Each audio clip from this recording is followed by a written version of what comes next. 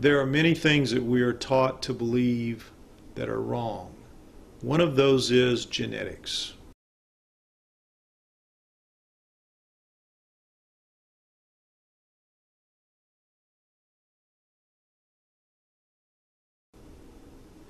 The human body contains 100 trillion cells. Each cell contains a nucleus, except the red blood cells.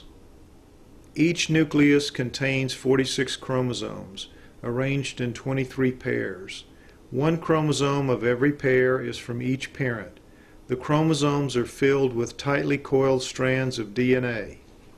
Genes are segments of DNA that contain instructions to make proteins, the building blocks of life. Apart from sperm, eggs, and red blood cells, every cell in our bodies carries our entire genetic package. It is mind-bogglingly small, with all the chromosomes, 23 from each parent, inside each cell's nucleus. This complete genetic package is called nuclear DNA.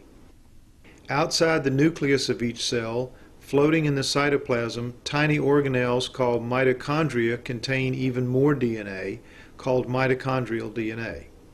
Unlike nuclear DNA, mitochondrial DNA contains only a very small amount of genetic material, and all of that is inherited entirely from females.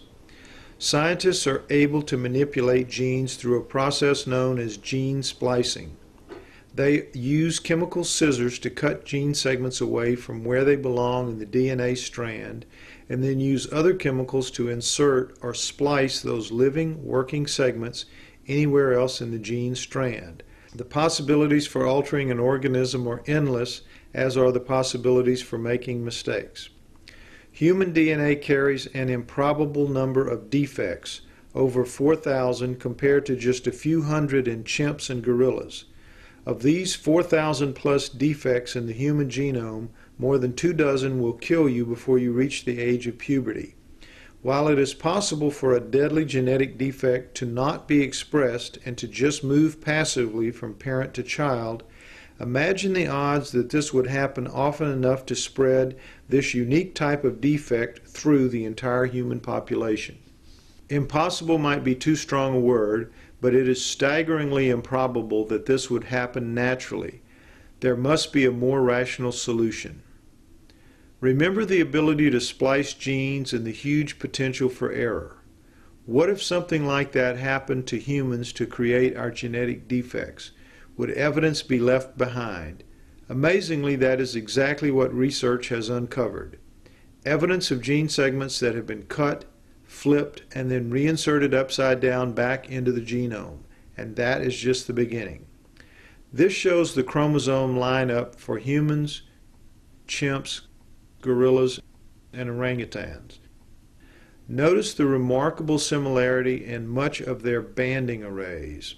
However, humans carry only 46 chromosomes, while all of the other higher primates, supposedly the creatures we evolved from, carry 48. This is not a transition from one step to another. This is a transformation. How could we evolve into a creature with 2 whole fewer chromosomes and vastly more genetic defects? How could humans be so much better than chimps with 2 entire chromosomes missing? Remarkably, the 2 missing chromosomes aren't missing at all. In humans, what would be the 2nd and 3rd chromosomes in a higher primate have been carefully and deliberately fused into one single chromosome. Of course, mainstream scientists explain this as a natural mutation that just happened to occur at some point in our evolution. However, the truth is that fusions like this are only seen in labs, where geneticists leave exactly the same kind of telltale evidence in the genes they manipulate. Occam's razor is a scientific principle that says the simplest answer is usually the correct one. At this time, the only rational, simple explanation for how human genes came to look like they were genetically manipulated is that they were genetically manipulated. The smoking gun so obvious in our DNA is not the only evidence for manipulation. Most humans currently accept Darwin's theory of evolution that humans gradually evolved from primates. Let's forget for a moment that the human genome contains those 4,000 plus errors, something extremely unlikely to have evolved by a process of natural selection. and focus on a positive difference between humans and primates. The cerebral cortex is the deeply convoluted surface of the brain, an area strongly linked to intelligence. A rat's cerebral cortex, flattened out, would cover a postage stamp, a monkey's a postcard, a chimp's a page of typing paper. But a human's covers the equivalent of 4 pages of paper.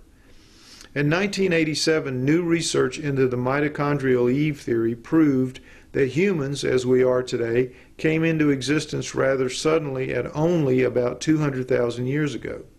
To have somehow developed 4 times the cerebral cortex in such a short time period is an extremely dramatic and sudden difference which, like the genetic defects and evidence of gene splicing, cannot be explained by a slow and selective process of evolution.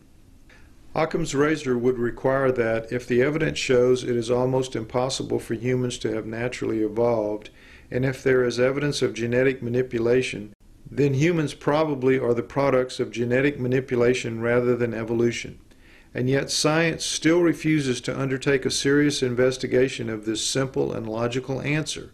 Instead, they have invented a new convoluted explanation to try to make sense of it all, the genetic bottleneck theory. A genetic bottleneck is caused when most of a species dies out for one reason or another, leaving only a few breeding pairs to begin regenerating the species. The stress of this supposedly causes an explosion of extreme Darwinian evolution, which accounts for the transformation that occurred to make humans what they are. There is no actual evidence for this extreme evolution ever having occurred with humans, or for any sort of near extinction event which might have caused it. But it is the only theory science has proposed to explain how a species only 200,000 years old could have advanced so much compared to other species like chimps or gorillas, which seem not to have changed at all in that same time period. When explained by someone in a lab coat using scientific jargon, the bottleneck theory may sound plausible, but when you consider all of the events that need to happen to make the theory work, and the fact that no evidence exists to support any of them, it simply doesn't make sense. Human genes show evidence of genetic manipulation. Human brains show evidence that humans suddenly transformed rather than gradually evolved. Human mitochondrial DNA suggests that the modern human species came into being 200,000 years ago, which rules out gradual mutation, leaving no plausible natural explanation for humans being as advanced as they are. The logical answer is that humans didn't actually evolve on Earth. They were genetically created to live here, and our genes prove it.